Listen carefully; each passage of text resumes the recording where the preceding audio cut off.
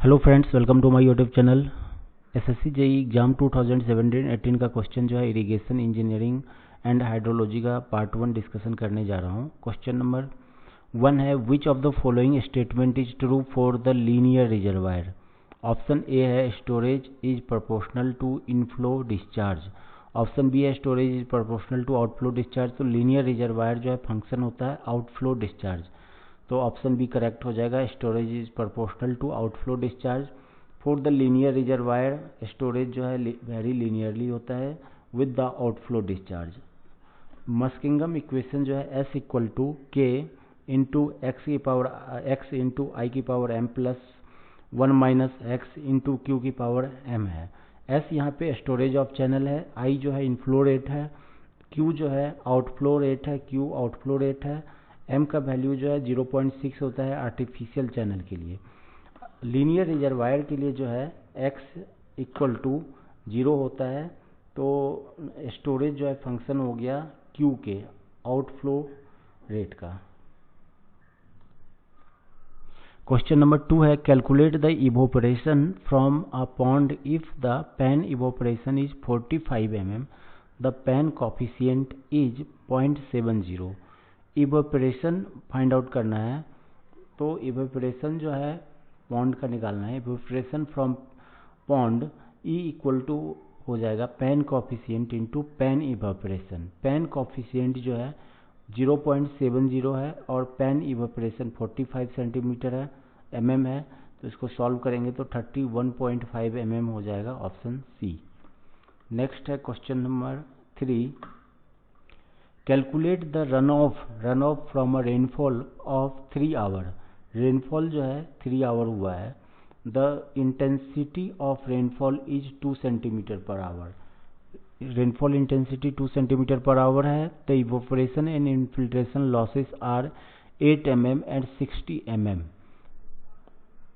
तो run off find out करना है, तो रेनफॉल टोटल जो रेनफॉल है वो हमारा हो गया 2 सेंटीमीटर पर आवर है और 3 आवर तक हुआ है, तो प्रिसिपिटेशन या फिर रेनफॉल टोटल जो है 2 इंटू 3 6 सेंटीमीटर हो गया।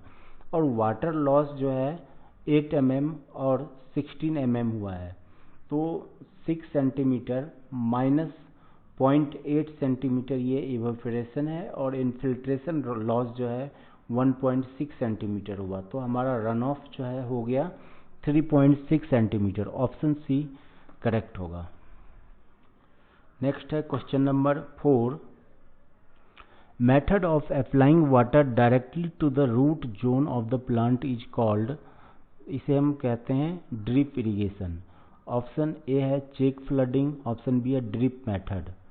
ड्रिप मेथड जो है इसे हम ट्रिकल इरिगेशन भी कहते हैं। इन दिस मेथड वाटर जो है water and fertilizer is slowly and directly applied to the root zone of the plants. Next है क्वेश्चन नंबर 5। क्वेश्चन नंबर 5 है, which of the following process includes spreading of an external material on the soils to increase infiltration and reduce evaporation. Option है A mulching, paleo irrigation, ploughing, tillage. Option A correct होगा, mulching. Mulching होता है spreading material to the surface of soil. उसके बाद it helps to conservation of soil moisture, improving fertility of the soil, reducing weed growth। Weed growth अगर reduce होगा तो infiltration जो है इंक्रीज करेगा and reduce evaporation. Paleo irrigation जो है ऑप्शन बी में है, ये क्या होता है watering done prior to the sowing of crop, इसे हम पैलियो इरिगेशन कहते हैं। अगर कोई भी लैंड अगर काफ़ी ड्राई है तो हम उसे कोई भी जो है प्लांट कोई भी जो है सोइंग से पहले हम उसे इरिगेट करते हैं लैंड को, इसे हम पैलियो इरिगेशन कहते हैं। नेक्स्ट है, which of the following statement is correct for sprinkler irrigation method.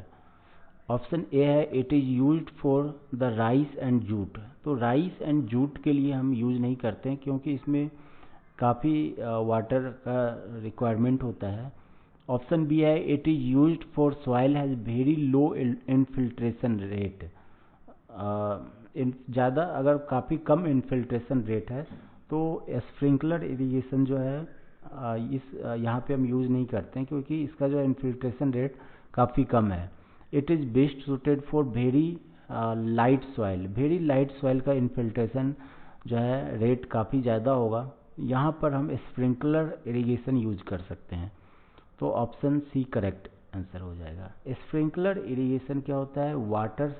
Water is applied to the land in the form of spray used for all crops except rice के लिए हम use नहीं करते हैं, jute के लिए नहीं यूज करते हैं, and for all the soil except very heavy soil.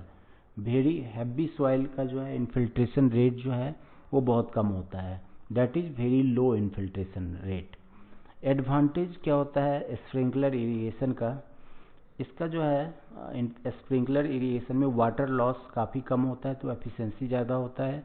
Uniform application हम कर सकते हैं of water is possible with sprinkler irrigation. Does not required borders बनाने की ज़रूरत नहीं होता है। Field channel ETC about 80% of water application efficiency is possible.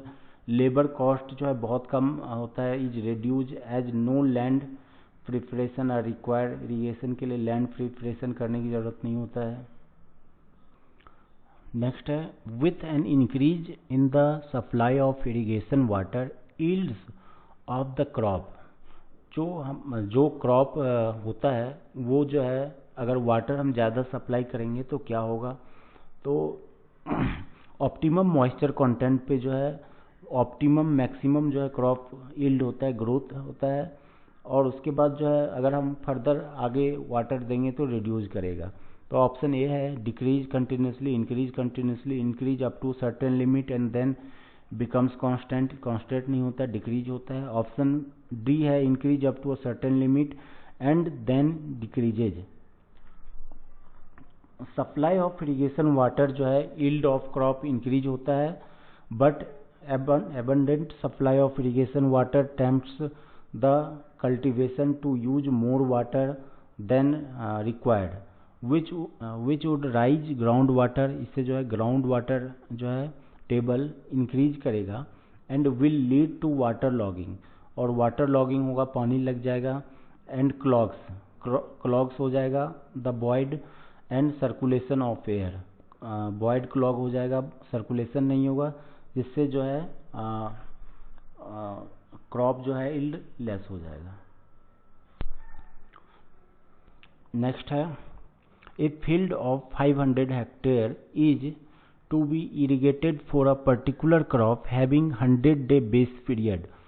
The total depth of water required by the crop is 100 centimetre. Calculate duty of water in hectare per cubic में भी find out करना। Duty D equal to होता है 8.64 B in by delta. B जो है ये base period है और डे में हम लेते हैं, और डेल्टा जो है डेल्टा हम मीटर में लेंगे, ये जो है हमारा delta.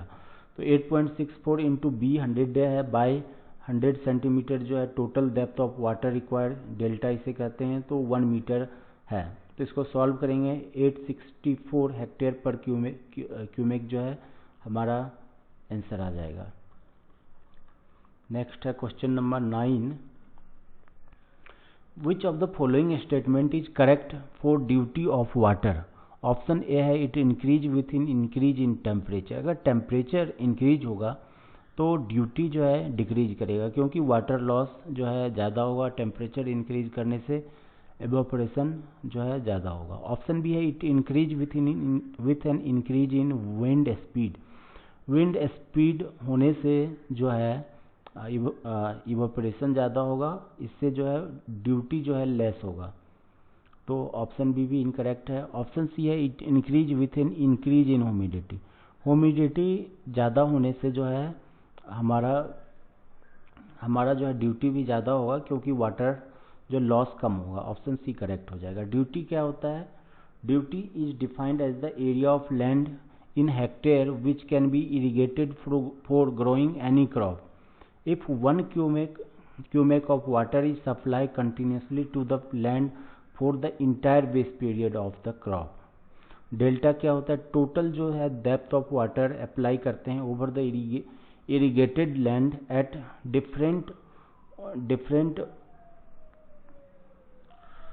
watering throughout entire base period of crop express in centimetre और मीटर।